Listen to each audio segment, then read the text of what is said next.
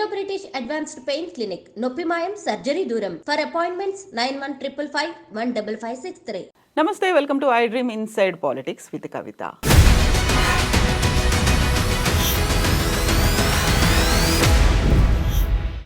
కేసీఆర్ కూతురు ఎమ్మెల్సీ కవిత మళ్ళీ రాజకీయంగా తెర ముందుకి వచ్చినట్టుగా కనిపిస్తోంది. గత 3 రోజులుగా పొలిటికల్ యాక్టివిటీలో చాలా బిజీగా కనిపిస్తున్నారు ఎమ్మెల్సీ కవిత. సో బీఆర్ఎస్ సోషల్ మీడియాను చూసినా, కవిత అభిమానుల దగ్గర నుంచి చూసినా షీ ఈజ్ బ్యాక్ అనేటువంటి మాటలు వినిపిస్తున్నాయి. కవిత నెక్స్ట్ స్టెప్ ఎలా ఉండబోతోంది, ఏం జరగబోతుంది? మనతో పాటుగా ఉన్నారు పొలిటికల్ అనలిస్ట్ ప్రకాష్ గారు. నమస్కారం అండి. సో కవిత బయటికి వచ్చిన తర్వాత, కేసీఆర్ గారిని కలిసిన తర్వాత ఆల్మోస్ట్ తన హెల్త్ ఇష్యూస్ కావచ్చు, మిగతావన్నీ కావచ్చు, ఒక 3 months గ్యాప్ అయితే తీసుకున్నారు. రాజకీయాలకు కావచ్చు, సోషల్ మీడియాకి కావచ్చు, అన్నిటికీ దూరంగా ఉన్నారు. సడన్గా అదానీ ఇష్యూ వచ్చిన తర్వాత తను ట్వీట్ చేశారు. ఆ తర్వాత బీసీ కమిషన్కి ఒక కంప్రహెన్సివ్ రిపోర్ట్ ఇస్తాము అంటూ తెలంగాణ జాగృతి తరఫున వివిధ సంఘాలతో సమావేశమయ్యారు. అండ్ ఈ రోజు కూడా చూస్తే నిమ్స్ హాస్పిటల్కి వెళ్ళారు. వాంకిడికి చెందినటువంటి విద్యార్థులు అస్వస్థతకి గురై హాస్పిటల్ పాలయ్యారు అనే దానికి సంబంధించి క్వశ్చన్ చేస్తున్నారు తను.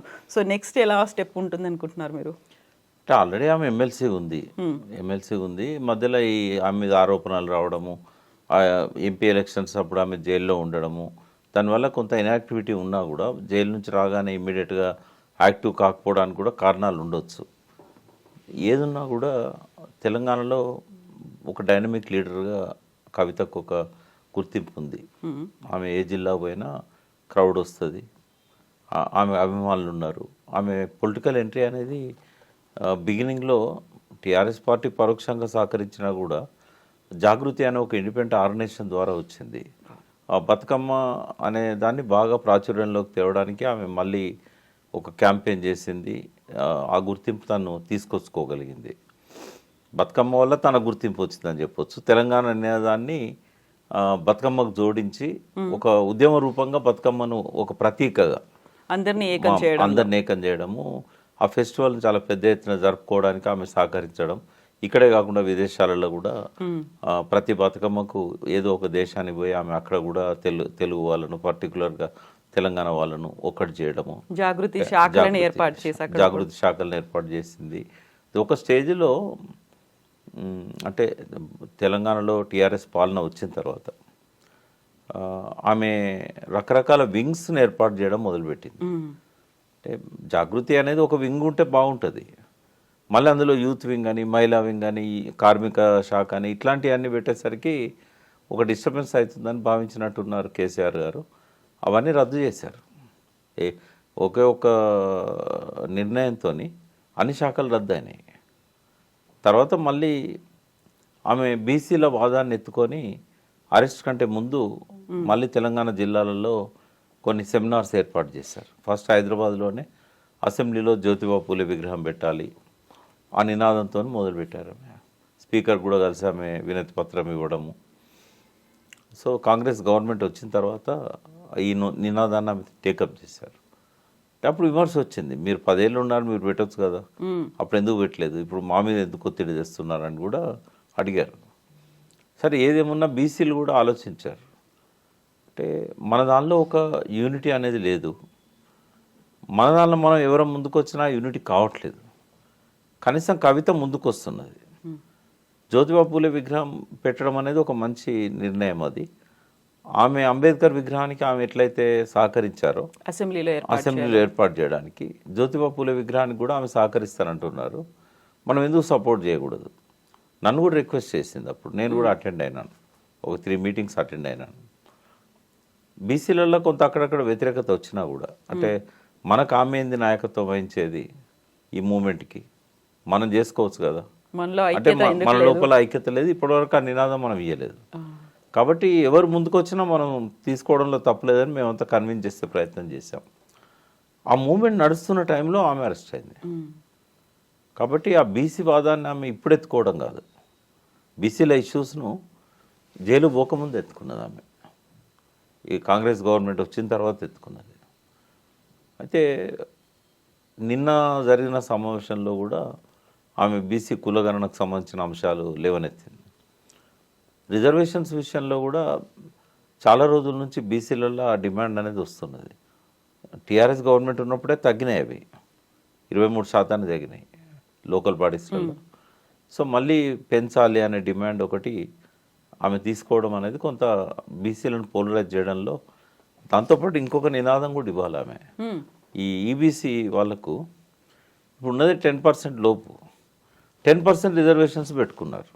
మోడీ గవర్నమెంట్ నిర్ణయం తీసుకున్నది, దాన్ని చాలా రాష్ట్రాలు అమలు చేస్తున్నాయి. అలా తెలంగాణ గవర్నమెంట్ కూడా గతంలో కేసీఆర్ గారు ఉన్నప్పుడే దాన్ని అమలు చేసే ప్రక్రియ మొదలైంది. తమిళనాడు పోతే మొన్న మేము తెలుసుకున్నది ఏంటంటే ఆ గవర్నమెంట్ దాన్ని ఒప్పుకోవట్లేదు. ఇప్పుడు బీసీలలో అది ఒక ప్రధానమైన డిమాండ్గా ముందుకు వస్తున్నది. దాన్ని కూడా కవిత టేకప్ చేయాలి. సరే టీఆర్ఎస్ గవర్నమెంట్లో దాన్ని ఇంప్లిమెంట్ చేసినా కూడా రియలైజ్ అయ్యి అది మేము అమలు చెయ్యము తెలంగాణ రాష్ట్రంలో, ఎందుకంటే ఇంకా ఏం మిగలదు బీసీలకు. 10% ఫార్వర్డ్ క్లాస్కి ఇచ్చినట్టయితే వాళ్ళు ఉన్న జనాభా 10% లేరు. ఆ 10%కి 10% రిజర్వేషన్స్ ఇచ్చినట్టయితే ఇప్పుడు ఏం జరుగుతుందంటే బీసీ క్యాండిడేట్కి 60% పైన మార్క్స్ వచ్చినా కూడా 35% వచ్చిన ఈ ఫార్వర్డ్ క్లాస్ వాడు ఈబీసీ రిజర్వేషన్ పెట్టుకొని కొట్టుకుపోతున్నాడు. ఆ అన్యాయం అనేది జరుగుతూ ఉంది ఉద్యోగాలలో కానీ హయ్యర్ ఎడ్యుకేషన్లో కానీ. ఆ సీట్లలో ప్రధానంగా వివక్ష కొనసాగుతూ ఉంది. కాబట్టి ఇది బర్నింగ్ డిమాండ్గా ఉన్నది. కవిత గారు కులగణన దానికి సంబంధించిన రిపోర్ట్తో పాటుగా ఈ డిమాండ్ తీసుకున్నట్టయితే బీసీలంతా కూడా పోలరైజ్ అయ్యే అవకాశం ఉంటుంది, కలిసి పనిచేసే అవకాశం ఉంటుంది ఆమెతోని. ఇప్పుడు రిజర్వేషన్లలో బీసీలకు సంబంధించి అంటే లోకల్ బాడీస్లో బీసీల రిజర్వేషన్ను కూడా పెంచాలి అనేటువంటి ఒక డిమాండ్ చేయబోతున్నాను, బీసీ కమిషన్ని కలుస్తాను అనేది కూడా తను ట్వీట్ చేశారు. అదే అది కూడా ఇంపాక్ట్ ఉంటుంది ఇప్పుడు, ఎందుకంటే నెక్స్ట్ వచ్చేది ఎలక్షన్స్ అవే కదా లోకల్ బాడీస్. సరే ఇక్కడ మనం సబ్జెక్టివ్గా చూడాల్సింది ఏంటంటే మళ్ళీ కవిత యాక్టివ్ అవుతున్నది. అవును, మళ్ళీ కవిత యాక్టివ్గా పాలిటిక్స్లోకి రావడం వల్ల అది బీఆర్ఎస్కి అనుకూలంగా లాభించే అంశం. అది ఆమె ఒక అగ్రెసివ్ లీడర్. జైలు పోవడం వల్ల పెద్దగా మసకబారిందని నేను అనుకోను, ఎందుకంటే అదేమీ ఆరోపణలు పెద్దగా రుజువు కాలేదు. వీళ్ళు ఎన్ని ఆరోపణలు చేసినా బెయిల్ కోసం బీజేపీతో కుమ్మక్క అయిందన్నా ఏమైనా జనమేం నమ్మలేదు, అది వాస్తవం కాదని చెప్పి అనుకున్నారు. కాబట్టి తాత్కాలికంగా ఆమె రాజకీయ కార్యక్రమాలకు తెరబడ్డది, కానీ ఒక 6 నెలలు 8 నెలలు శాశ్వతంగా ఆమె ప్రతిభ మసకబారిందని అయితే నేను అనుకోవట్లేదు. మళ్ళీ ఆమెకు పునర్వైభవం ఉంటుంది తెలంగాణ పల్లెలలో కానీ పట్టణాలలో కానీ. ఆమె ఆ పాత సెక్షన్ అంతా మళ్ళీ యాక్టివేట్ చేసి జాగృతి పక్షాన ఆమె కనుక మళ్ళీ సంస్థను బలోపేతం చేసి ఒక బీసీల డిమాండే కాకుండా సాంస్కృతిక పరమైన డిమాండ్స్ని కనుక ముందు పెట్టుకొని, మనం చాలాసార్లు అనుకున్నాం తెలంగాణలో ఒక సాంస్కృతిక విప్లవం రావాల్సిన అవసరం ఉన్నది. ఆ పని చేయలేదు కాబట్టి కేసీఆర్ గారు చిన్న చిన్న అపోహలతోనే అనుమానాలతోనే ఆయన ప్రభుత్వాన్ని పోగొట్టుకున్నాడు. ఒకసారి ప్రజల మనసులలో ఆ రకమైన ప్రక్షాళన జరిగినట్టయితే రాబోయే రోజుల్లో తెలంగాణకు లాభం, అది ఆ మూమెంట్ నడిపిన నాయకులకు వాళ్ళ క్రెడిబిలిటీ పెరుగుతుంది. కాబట్టి ఆ అవకాశం కవితకు ఉంది. తెలంగాణలో కొన్ని ఇష్యూస్ని ఐడెంటిఫై చేసి ఒక సాంస్కృతిక విప్లవానికి ఆమె శ్రీకారం చుట్టినట్టయితే ఒక గొప్ప నాయకురాలుగా ఆమెకు భవిష్యత్తు ఉంటుంది. అయితే తనతో ఇన్ని సంవత్సరాల అనుబంధం 2007 నుంచి జాగృతితో అంటిపెట్టుకొని ఉన్న చాలామంది ఇంటలెక్చువల్స్ ఉన్నారు. వాళ్ళని మళ్ళీ గ్యాదర్ చేసి అసలు తెలంగాణ ప్రజలల్లో ఆ మానసిక చైతన్యాన్ని పెంచడానికి ఏ అంశాల మీద పనిచేయాలి. కులం అనేది ఒక అంశం, చాలా అంశాలు ఉన్నాయి. మహిళలకు సంబంధించిన అంశాలు కూడా చాలా ఉంటాయి సాంస్కృతిక పరమైనవి. సో పండుగలకు ఇప్పుడు మళ్ళీ దాన్ని ఏదో ఐకాన్ లాగా బతుకమ్మలు ఇట్లాంటివి చేసే అవకాశం లేదు. కానీ సాంస్కృతిక పరమైన ఇష్యూస్ ఇంకా చాలా ఉన్నాయి.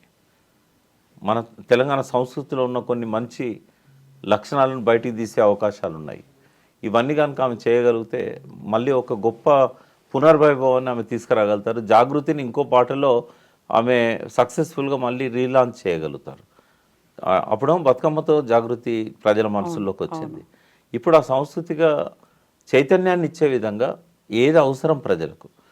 ఫర్ ఎగ్జాంపుల్ నేను కొన్ని చెప్తాను మీకు. ఇప్పుడు మూఢనమ్మకాలు ఇంకా గ్రామాలలో ఉన్నాయి.